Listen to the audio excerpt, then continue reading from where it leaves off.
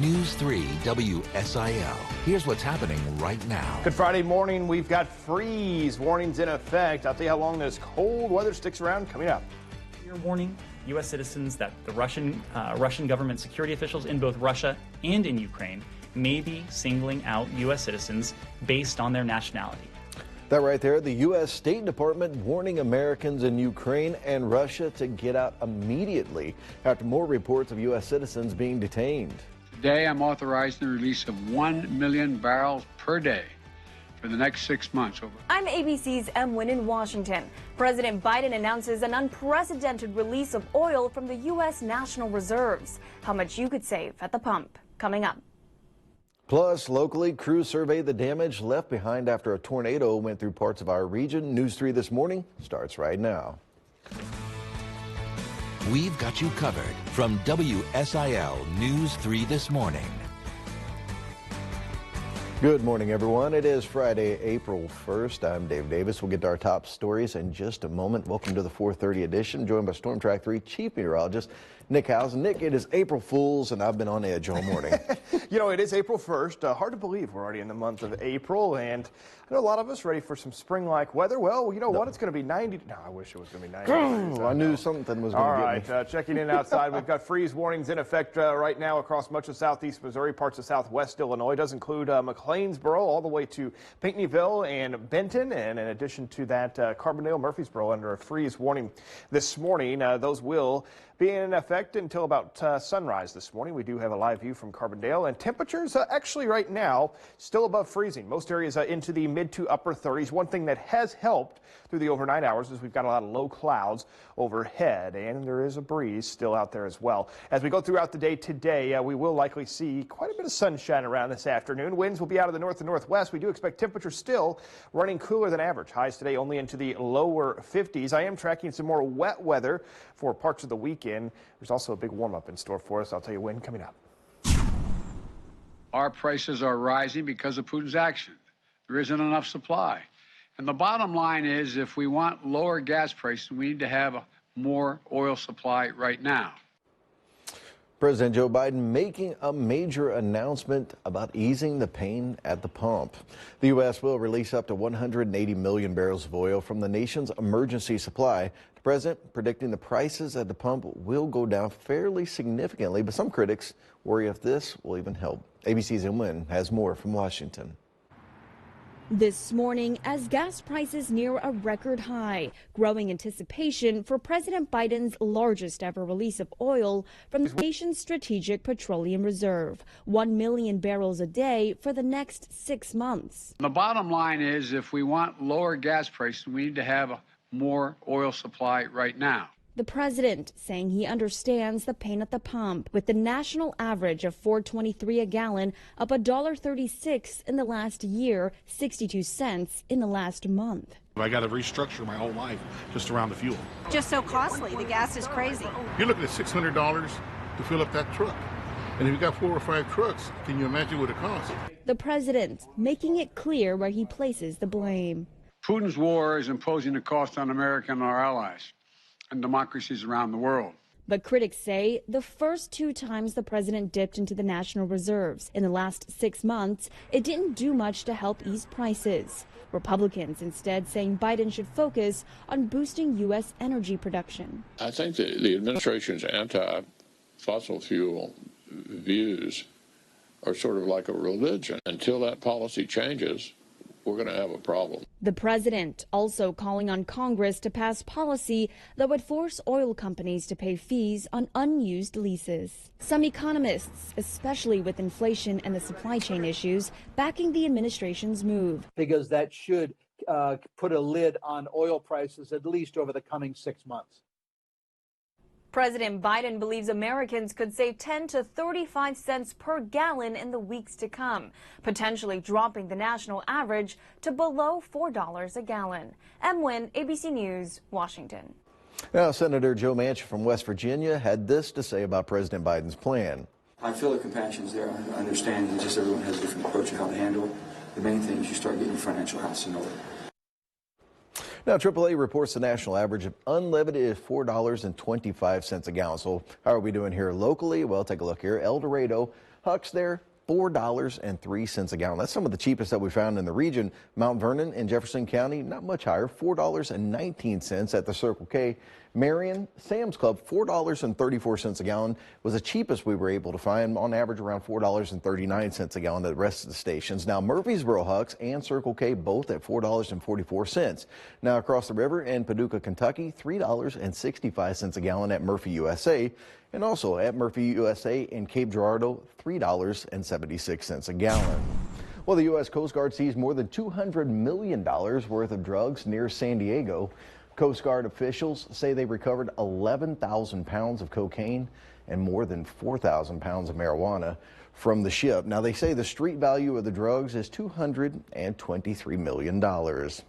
And a bill to lower insulin cost is headed for an uphill battle in the Senate after passing in the House. Final House vote, 232 to 193. The Affordable Insulin Now Act would lower the price of insulin, capping it at $35 a month. That's for both private health insurance plans and Medicare. Now, the current cost for insulin is between $300 to $1,000 per month. And you need to check your cabinet this morning. Skippy Peanut Butter brand is recalling more than 100,000 pounds of peanut butter. And that's because some of the jars could contain pieces of metal. Skippy says the recall involves more than 9,300 cases of the reduced fat creamy peanut butter, reduced fat chunky peanut butter, and creamy peanut butter blended with plant protein. Now, the jars could contain a small piece of stainless steel from manufacturing equipment. The company has received no complaints about the products yet so far, but if you do have peanut butter that is part of the recall, the company says you can return it to the store for an exchange. Well, Honda has figured out a way to deal with supply chain issues. They are selling older cars. The automaker announced it will now sell vehicles that are up to 10 years old as part of its certified pre-owned plan. Now, the company used to cover pre-owned cars no older than 5 years. The used cars they'll start carrying, though, will come with some pretty good benefits like limited warranty, complimentary oil change, and emergency roadside assistance. Thus far, there is no clear evidence that he's pulling all of his forces out of Kyiv.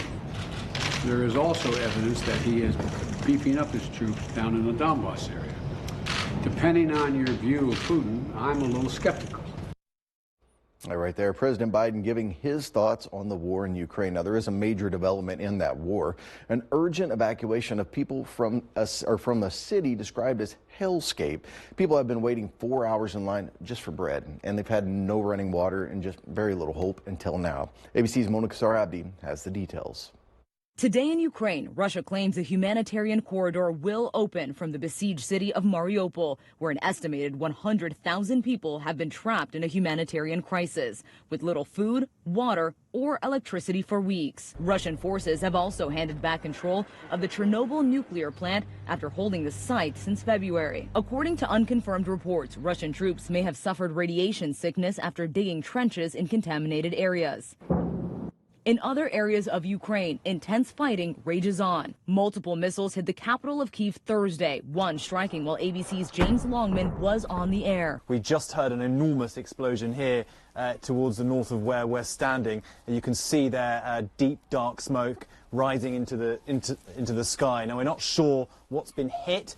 But with Russia suffering so many setbacks, President Biden says Vladimir Putin may have placed some of his advisors under house arrest. I'm not saying this with a certainty. He seems to be self-isolating, and there's some indication that he has fired or put under house arrest his advisors. Meanwhile, more people fleeing Ukraine are turning up on America's southern border. More than 600 are waiting at this holding area in Tijuana, Mexico, hoping to cross the border. This woman and her kids drawing Ukrainian flags.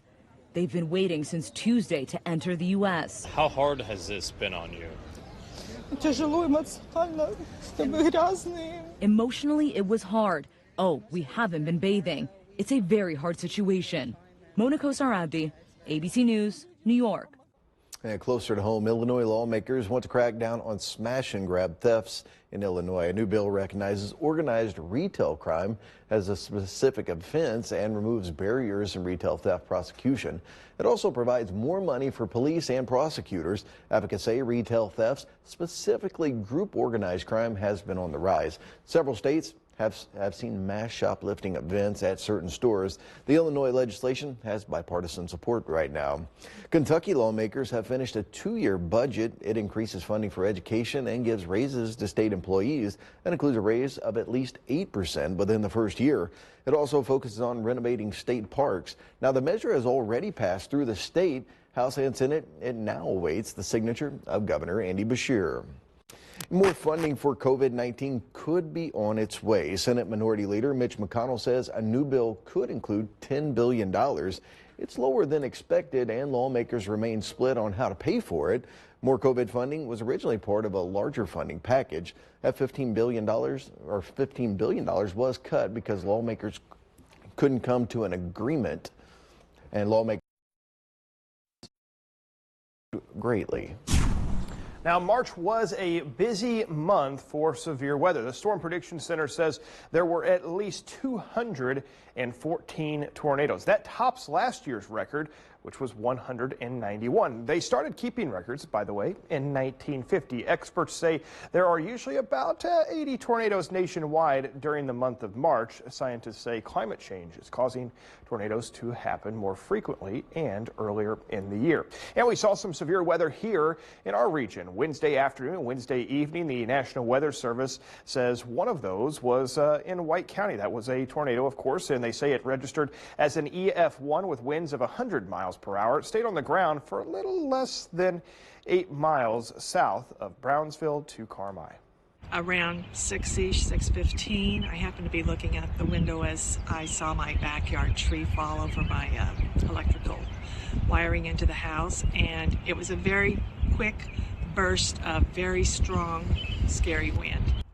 So far, no injuries have been reported with this storm, but a very interesting storm at that, and one of the most impressive signatures, of course, on radar as we went throughout the day that Wednesday afternoon and Wednesday evening. Here was the track, if you can see this, through parts of White County. This is Brownsville. This is Route 1 right here, just to the south of Brownsville is where this began, and then tracking to the north and east and actually moving through the south side of the Carmi area. Now, we are tracking some more wet weather on the way this weekend. In fact, Dave, the pattern shaping up here through the beginning of April to be very, very wet. We'll time out some of those rain chances coming up. All right, thanks for that, Nick. Well, a change is happening on farms across the U.S. We'll explain why the traditionally male-dominated industry is seeing more women take over. We'll have that for you when we return.